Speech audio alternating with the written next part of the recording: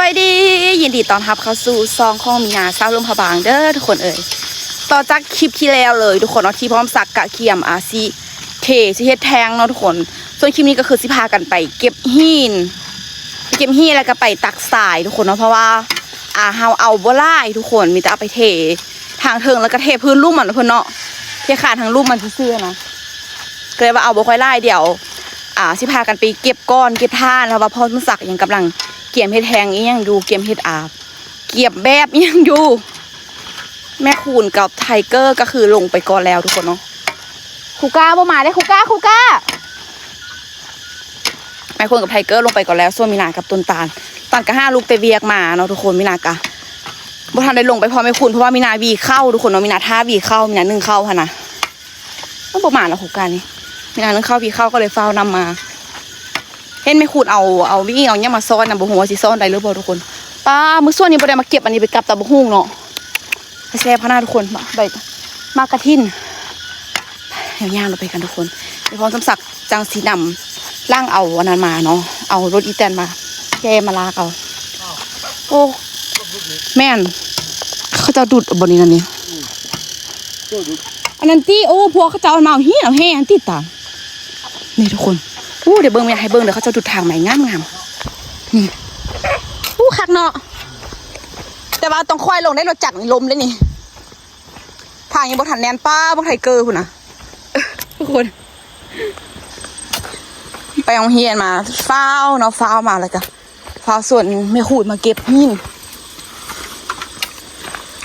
คูก้าแล้วว่าบ่มาเลยบ่มาอาบน้ำนะเอิญว่ากับบ่มาโอ้ป้าทุกคนน้ำคุ้นแห้งเพราะว่าเขาเจ้าจกหินเนาะเขาจะจกแห่จกสายยังถึงคุ้นผักบนอาบเลยเนาะน้ำคุ้นแห้งขันสมมติแบบคือตอนนั้นทุกคนเนาะที่ว่าไฟฟ้าดับเนี่ยขนาดแล้วน้ำมันแห้งเนี่ยขนาด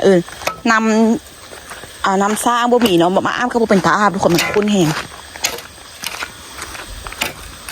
โอ้เสียงเขาเจ้าจูนให้จุบตับอยู่เลยอยากเอาคูก้ามาอาบน้ำฮอนแห้งตัวคูก้าก็บ่สร้างอยู่ตัวมากไอ้เกลืออาบแห้งโอ้สะอ่อนคุ้มวันนี้ทุกคนเลยเนาะดินปะเขางามแล้วเขาพากันมาขุดเอาดินอยู่นี่ดินเพียงงามที่หมดแล้วไอ้บ้านนั้นคือเนี่ยเลยกินแบบเนี่ย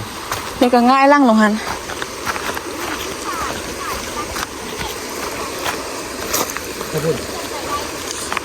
นี่จับนะไปบ่ได้นี่นะความจริงอันนี้ก็เป็นถางทุกคนแต่ว่าเขาจะมาขุดเอาขี้ดินต้องเลยจัดแค่ตัวละคนเป่าไว้นิดเนาะโอ้ยไม่ขุดซ้อนแล้วบ่นี่ซ้อนแล้วเลยเนาะส่งเสือเปียกอยู่คันส่วนเวติกนะทุกคนเนาะก็คือแฟนของไอโตในธันวาเนาะว่าที่ส่วนกันแบบว่างๆสิมาพากันเอากุ้งน่าจะเป็นวันสิ้นไปเลยทุกคนถ้าสิเอากุ้งนะเพราะว่าน้ำแบบคุ้นแห้งปกตินะก็จะจกหินจกแฮตลอดเวลาเลยตายน้ำแห้งทุกคนเกี่ยวจากเป่าเนาะ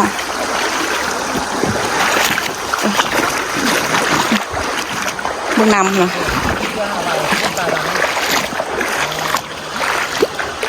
ไอ้บ้านมันตัวงูไอ้บ้านมันจับตัวงูมึงเสื้อตาดำเลยมั้งไม่ตาเกลือยี่เธอได้คนตักเอาเท่านี้ก็ได้ปะฮีโร่มาเฮ้ยแกมกันดูเลยยายไม่ได้ทุกคนสายเลยเอาอยู่พุ่นแหละเฮ้ยเจ้านาจารย์อีเต็นแบบบ่ได้มีแต่เราจักแล้วแค่เครื่องนึงเราแก้มาไว้นี่เพราะว่าทางเราว่าพากันไปขุดห้นทางหมดพากันไปขุดเอาดินห้นทางออกรถก็ไปบ่ได้เลยเนาะซื้อเสื้อเนี่ยเสื้อวันสงกรานต์แม่นตาเลยใส่ไปเนี่ยให้เราติดเบื้องไหนล่ะเราติดไว้ยังไงเมื่อนี้ไปกินวันนั้นเหรอเลี้ยงสงกรานต์เลี้ยงสงกรานต์ใส่สุดนั้นแล้วใช้แว่นตาดำไปเด้อแต่งคือเราใส่แว่นตาดำเด้อ ด็กมันเมื่อยแล้วคุณ แต่บางแข้งข้าแต่เกินนะเป็นกีก้าคือเหมือนถ้าจะอ่อนทุกคนบางนามคุณมัน ได้เดียวกับบอก ที่5เตา ทราย5 เปาอันนี้นี่ ใส่พวกเก็บเตาเลยมั้ยว่าทำเป็นอย่างนี้5เตาที่นอนดาวคอนนี่ ไอ้แล้วเอาตัวปิงเด้อมันคุ้นปะนี่นะ ชวนนะโทษเลย โอ้สีเบาไม่ได้ที่นี่เป็นคนเปาก็เป็น มันบริโซนว่ะน้ำคุ้นว่ะ ชวน น้ำคุ้นแหงก็ป่านนี้ก็ได้ยังบุพากันเสาจกเถอะวะแต่ว่าคุ้นแหงน้ำทุกคน ทุกเลือดใส่ ระวังตัวปิงเข้าอันทรงเด้อปิงจับเด้อ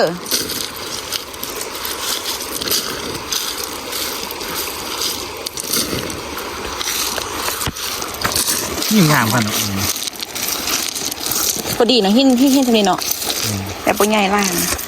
ดีพักกัน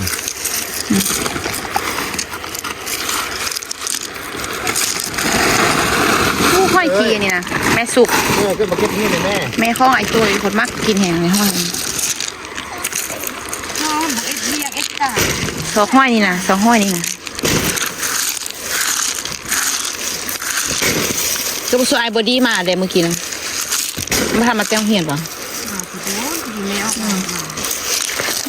ก็ห้องเส้นสิเลย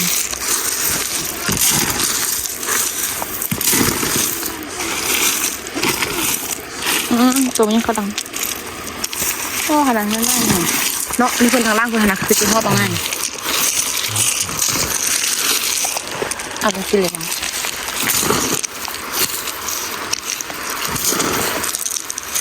โอ้หอเนี่ยทุกคนเลย ห้องเราบอกอยู่ห้างสิตาอยู่ห้างกันเลย แห้งหมูอลูซิงแห้งฮอน แตงก็ถึงเนื้ออะไรไก่ย้อยแต่ว่าฮ้อนนะมันกาดฮ้อน มีหมูอลูซิงแห้งฮอนทุกคนเลยแต่เพื่อนบอกเอามาทานนี่พี่น่ะแต่เอาส่วนมาตักอันนี้ไหมคักเถอะ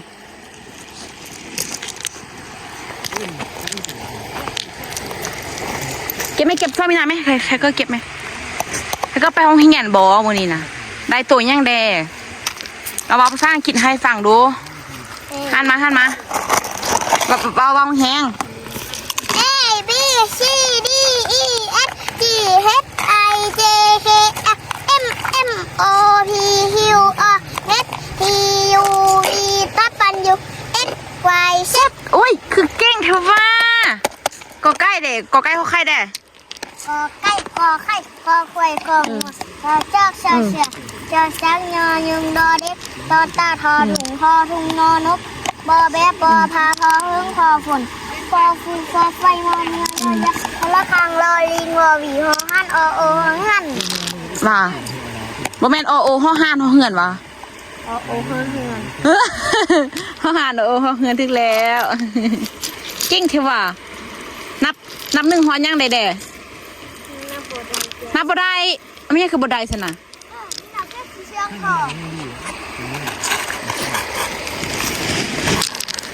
โอ้คิดแห่ปะคะคน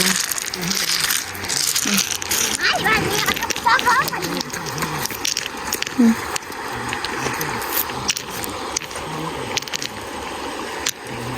นี่นะค่อยๆเก็บทางนี้นะ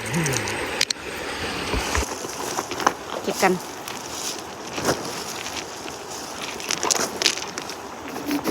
ไข่แต่อันมันอันนั้นทุกคนเนาะไข่แต่ว่ามันเอี้ยเกาะมันบดท่านะก็เห็นอย่าง คอยห้ามเป็นไปซ้ำเพื่อนเพื่อนเชียด ว่า เชียดลูกเป็นก้อนทะตายเลยเราก็คือว่าเป็นกันได้หอยครับ อู้ทุกคนงามแหมมาทางล่างงามขนาดไอ้เกิดมาเก็บเฮียนซอยกันแม่จะไม่พอเราอีเต้นลงมาก็ นี่แม่ไม่ต้องเอานี่แหละ ฮะอีพ่อก็คือการหันระบบ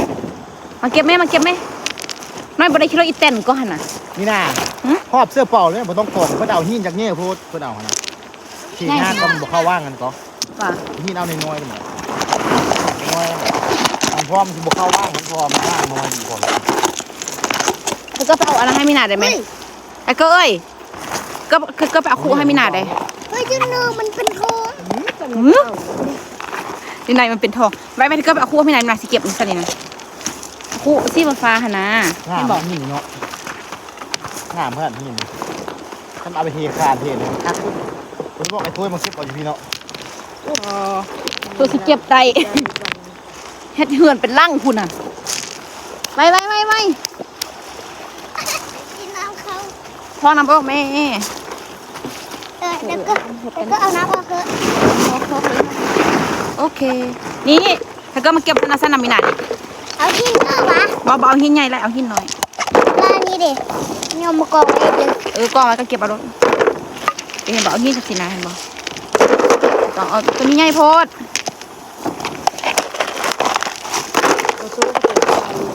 เพราะว่าอาชีพนี้อาชีพเรื่องนี้การสู้น้ำมัน ไข่เหรอบ่ได้เป็นไข่ดุนแล้วเด้เพิ่นน่ะตอนหมู่เป็นเพิ่นบ่เป็นได้บ้านหมู่เป็นสาวแล้วเพิ่นมาเป็นบัดนี้ อากาศมันอยู่โต คุณนะ เกี่ยวกับหินเอาไปโซหน้ากองเด้ ครับ ไอ้เกอกับที่ไหนแล้วกับไปโซหน้ากอง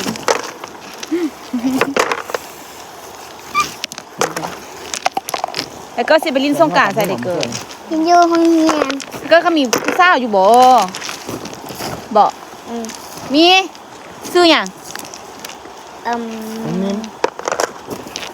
ซื้อหยังเกาะเบาๆดู นี่ว่าได้อยู่ห้องปกเกียม ว่าลุงนึงบ่ได้มีห้องโปรแกรมซื้อมาหยังล่ะผู้สาวอะไรเกินซื้อหยัง ชื่อดวงล่อ ฮะ ชื่อดวงล่อ ดวงโล แม่แท้ว่ะ แพ้ ๆว่าได้ก็ แต่ตาท่ามันน่ะซื้อหยังวันนี้ ชื่อดวงล่อ ซื้อดวงโลอันนี้ คือเศร้าอ่ะ ผู้สาวผู้สาวซื้อดวงโลป้ามันอยู่ผู้สาวอีก ไปเจอชื่อดวงดีลูกชื่อฮานาภัย เอาว่ะ ลูกไม่ชื่อดวงดี อีผู้สาวซื้อดวงโล พวกข้าวแล้วก็นี่แม่คอยหลัง มีผู้สาวอีกไกบอกว่าเพิ่นอยากแต่งตัวเทแล้วบ่เนาะเพิ่นอยากซื้อแว่นซื้อเครื่องแล้วเพิ่นมีผู้สาวเนาะ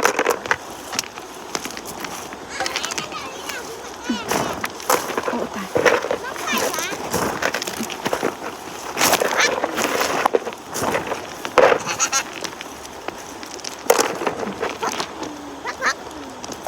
ปลาไม่รู้คนตะคีนตอนน้ำพ่อยังบ่ทันขึ้นนะไปจ้างคนแห่คนสายนะเป็นกระโหลงป่ะเป็นคู่อันที่มันเป็นข้าวนมเหรอทุกคนที่มันเป็นกล้องข้าวนมง่ายๆนะที่มันเป็นกล้องข้าวนมง่ายๆไปเฮ็ดอันนั้นเอากระโหลงหนึ่งประมาณเท่าไหร่ปะคู่หนึ่งคู่ใหญ่คู่ละ3,000 กีบตะกี้พ่นกันเราเป็นเอาตายขนาดนั้น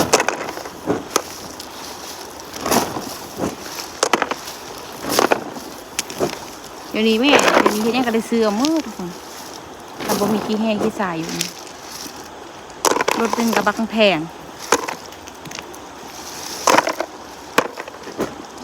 ไม่ได้ยินเสียงจิงรีดไปลงอ่ะพี่นะไม่ได้ยินเสียงจักจันทุกคนมาอยู่เหือนเราสิแห้ง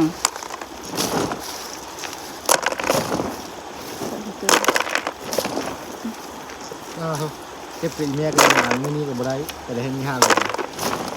หอบธุรกรรม ไม่เป็นไร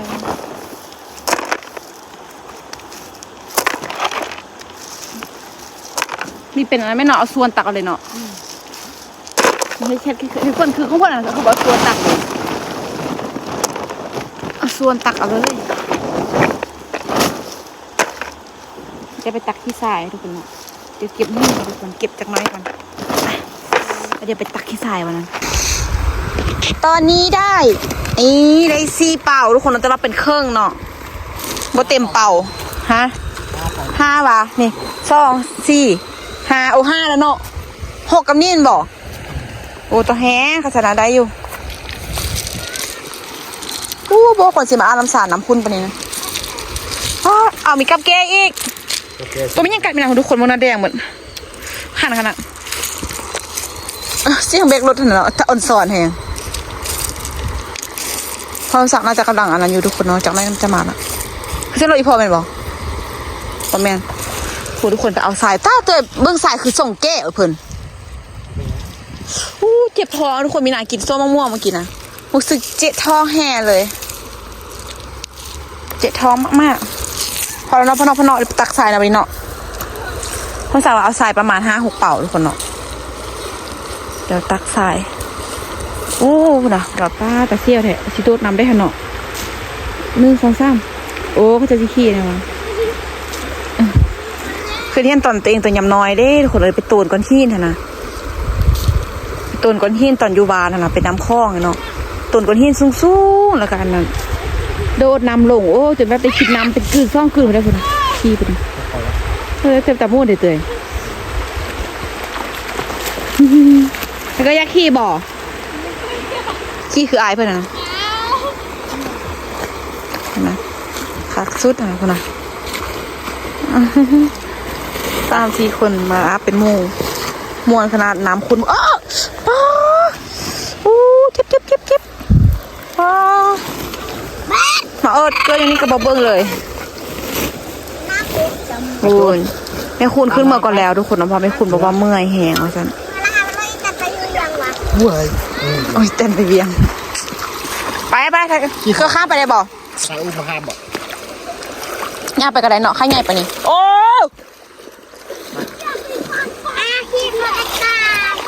บ่ได้ว่าสิจับได้ เอาจับเป่าเปียกละ โอ้เป่าเปียก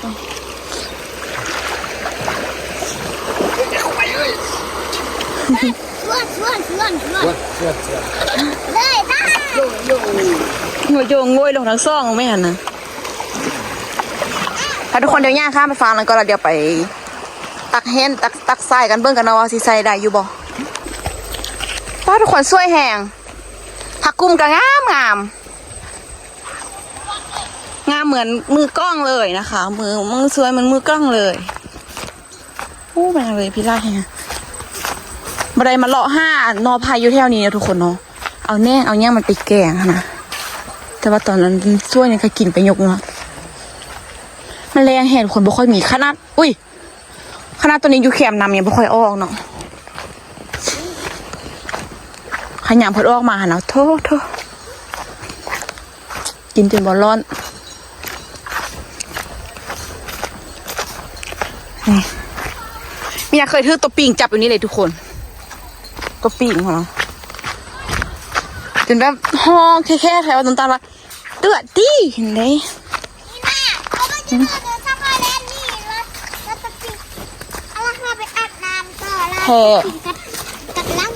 แท่ตีปลาที่ก็ยานบ่ยานเลยอ้าวมันเกิดบุคคลเกิดเลยกันจัดทรงอ๋อเป่าอีเมียมาคาไล่แล้วกันอย่างว่าเป่าอย่างว่าเหาะกันมาแต่ว่า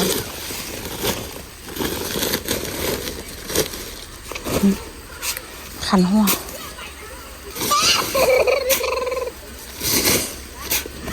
ก็จับกองให้มินาได้บริเกอร์มาจับกองให้มินาซิตี้เป่าให้ตานี่นะไปโอ้ยงามแห่ทุกคนพอนะตะเวนซ่องลงน้ำมาจับยูเอ็มนี่เลยมือนี้จับนี่โอเคปีนขึ้นทำไมเห็นมินากับไปตาโอเคจับมันสิเลยเด้อมันต้องเนื่องมันต้องติ่งเด้อโอเคจับมือใส่เด้อจะต้องเปลี่ยนทำไมเด้อโอ้หนักแท้หนักได้ยังไงขอมือทำไมเอาตัวเลยตัวกูข้าวน้ำให้มินาอยู่บ่ขนาดมีกล้องจำเป็นมาสมัครเกยืนฮันเดอร์ก็จับมือเดียวก็ได้จับมือเดียวก็ได้ให้มินาอยู่บ่เด็กฟังกล้องนี่ฉันแหละโอ้ยตัดไฟจะไม่อายน้องก็เอาบอลลูนก่อนมึงจับก่อนเอาปกกให้หน่อยจะซื้อแม่ให้มินาได้แม่จับดีๆแม่จับไปดี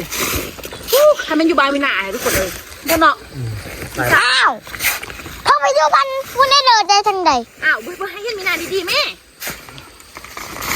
แค่ช่องลมทำไมอยู่บ้านมินาทุกคนเวลาอันนี้กันกล้วยที่แม่ โม่แล้วมาจับแล้วมาซื้อกันฮอตมือพี่ปะนี่มันไม่จะเป็นหอย เอาอันนั้นส่วนสับใส่ไปเลยเพราะน่าส่วนถึงมือเขาน่ะ sorry มันจะเป็นหอยเลยคนนี้บอก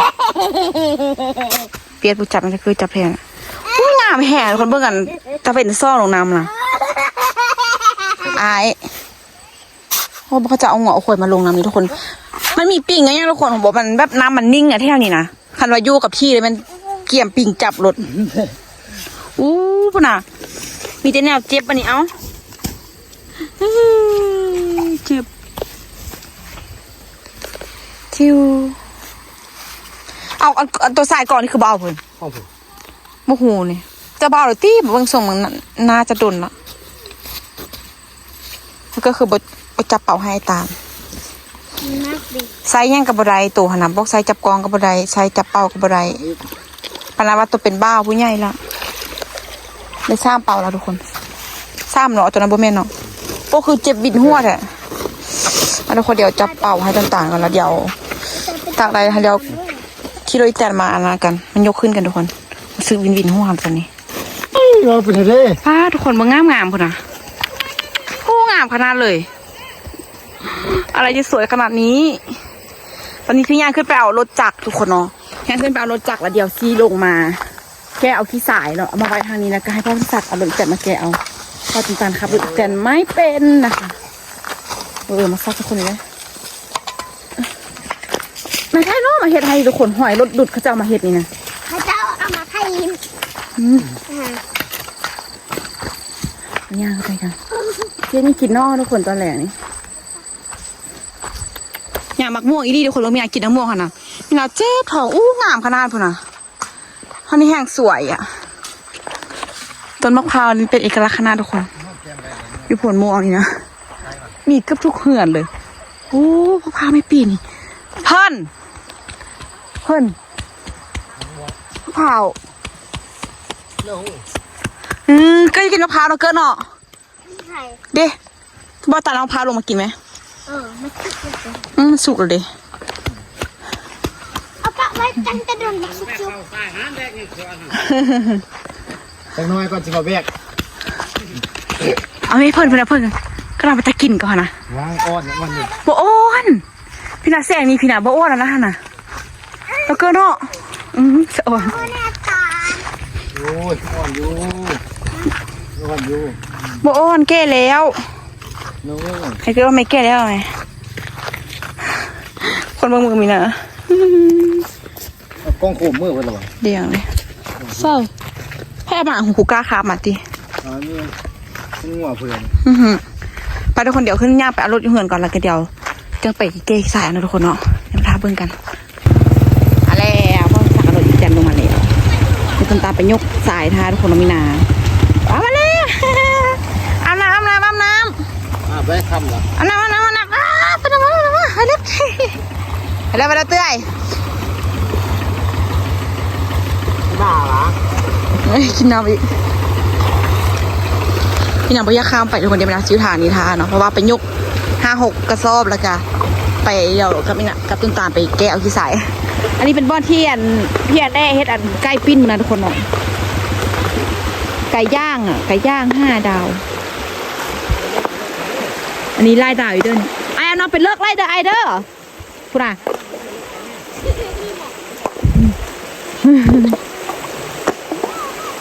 โดดน้ำพุทันเลยไปยกแม่เอาตาน้ำขดน้ำน้อยสินะป้าเอาตัวกุ้งนี่ค่าขนาดเลยนะแต่ว่าบะฮูตอนได้สิได้เอาตัวกุ้งเนาะเพราะว่าน้ำคุ้นอยู่ตลอดเลยเบิ่งกันมีหนาลงมาซ่องเถื่อละ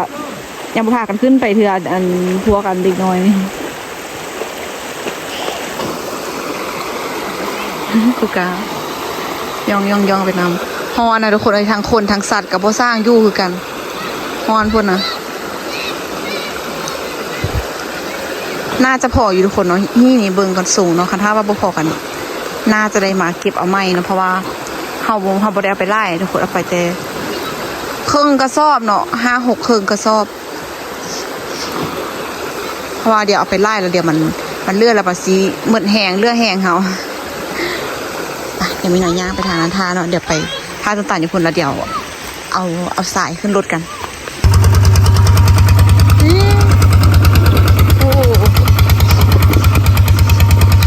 รถฟรีบริษัทตัวเราข้ามน้ำมาทุกคนน้ำค่อนข้างแห้งเลยเกินเลยไอ้โคสตาร์ไปก่อนวะ ยาบันนักโทษ โอ้เธอก็นอกอันใส่อันนั้นเนาะใส่เปียกเนาะเอาใส่กัน ใส่ นักกันบอกได้ใส่เปียกมาเลย กระเป๋า เพื่อกระเป๋าอ่ะเดี๋ยวเข้ายูนิทาไปเที่ยวกระเป๋าทุกคนเนาะกูก้าวไปกูก้าวลงดีไหมมาไปเอาไปเที่ยวละซ่องเป๋าบันนี้เดี๋ยวนั่งกูที่ท่าต้นตาลทุกคนเนาะเพราะว่ามีหนาซอยยังบุได้ไล่เพราะเดี๋ยวซ้อนกันไปแล้วเดี๋ยวมาซีแห้งอันนั้นเห็นอัปยาทุกคนเนาะเดี๋ยวนั่งท่าอยู่นี่คุณนะนี่จะไปเที่ยวละเป่าไปเดี๋ยวไปเที่ยวละซ่องเป่าละโอ้ทุกคนแบบเงียบแห้งลงมาทางลุ่มพี่นะแถวน้ำสารพี่นะคันทางบ่มีพวกเด็กน้อยเขาจะมาอาบน้ำมันแห้งเงียบเธอมาทำอะไรกูกะโอ้ยตายไทเกอร์กับบอดี้ไทเกอร์มาอาบน้ำไม่ได้ทุกคนไทเกอร์อาบน้ำซ่องเทือละเกอร์มาอาบน้ำมันอย่ามืออื่นทุกคนเอามืออื่นเริ่มเทกันน่าจะเป็นตอนแรงเพราะว่าตอนเช้าวันสักกากีจุกีย่างเนาะแล้วก็อีย่างต้นตาลกับไปเวียกแด่เนาะไปเวียกเพราะว่า อื่นกีย่างทุกคนเอามืออื่นมีหนักกับกีย่างคือกันกีย่างกันน่าจะตาลพักผ่อนจะไม่เลยก็ไปเวียกอะพอสมศักดิ์น่าจะเทประมาณ3-4 โมงทุกคนเดี๋ยวมาท่าเบิ่งกันอีกทีนึง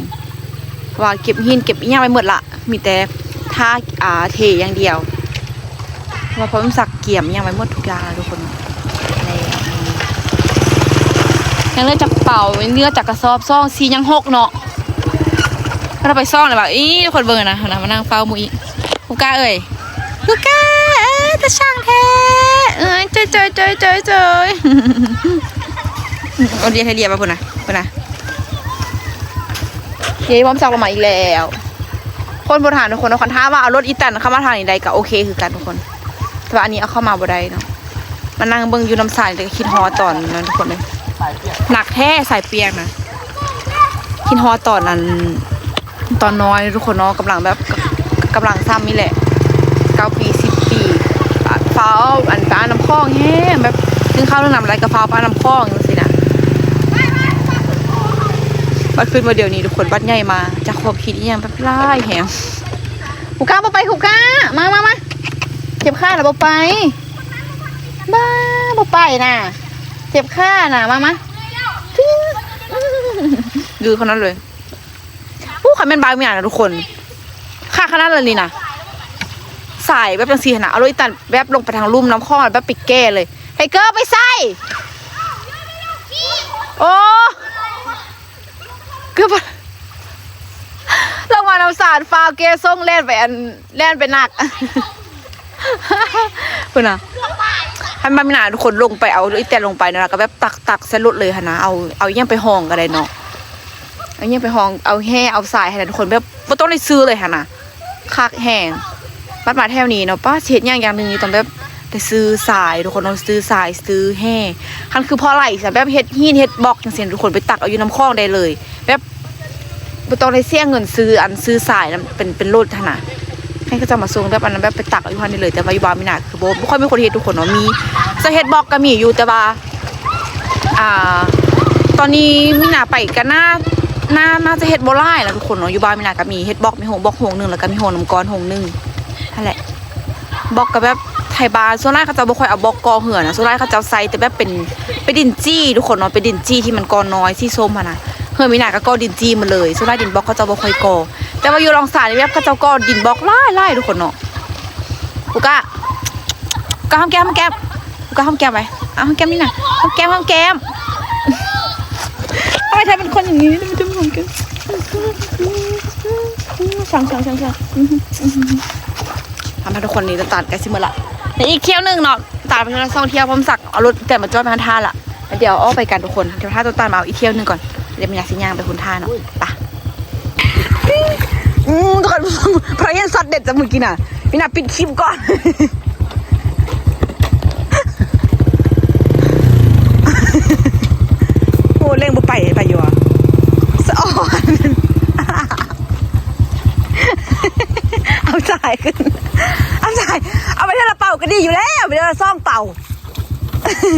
สิเอานั้นลงแล้วพัดบ้านข้าจังบ่เอาข้าจังบ่เอาลงเอาข้าจังขึ้นแล้วสิเอารถลงหัวเราะก่อนแล้วหัวเราะกันจังซอยเนาะอ้าวบอกกินแม่โอ้ยบักคันเม่นนี่น่ะตายทุกคนเดี๋ยวไปจุดหลังนั้นท่าไปกันเลยแล้วคุณกายก็ขึ้นมาเป็นคนนั่งดีขนาดจับไปดีเด้อจับไปดีเด้อตกเด้อกายยังคิดเลยอีแตน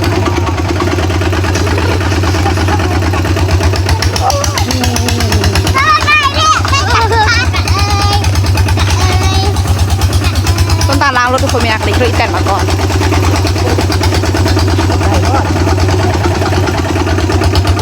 ไม่ได้อาชิโย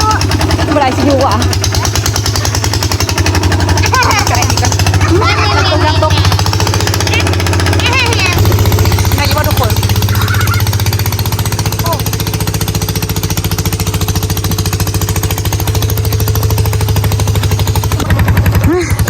รถทุกคนใครเกิดผู้สาวขึ้นนี่นี่เป็นน้ำแป้งให้ผู้สาวขึ้นโอ้ยเอาขึ้นมานี่นะขึ้น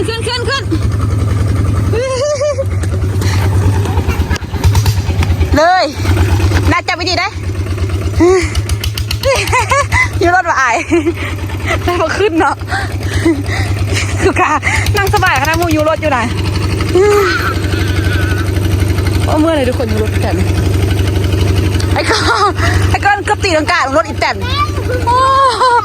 บอกว่าอย่าลงบอกว่าอย่าลงเกือบตีลังกาของรถอีแตนเพื่อนนะได้เจ็บแล้วเมื่อกี้คอหักเลยเมื่อกี้ตีลังกาลงอ่ะนะบักซุ่งเอาเนื้อแล้วทุกคนอย่าหัว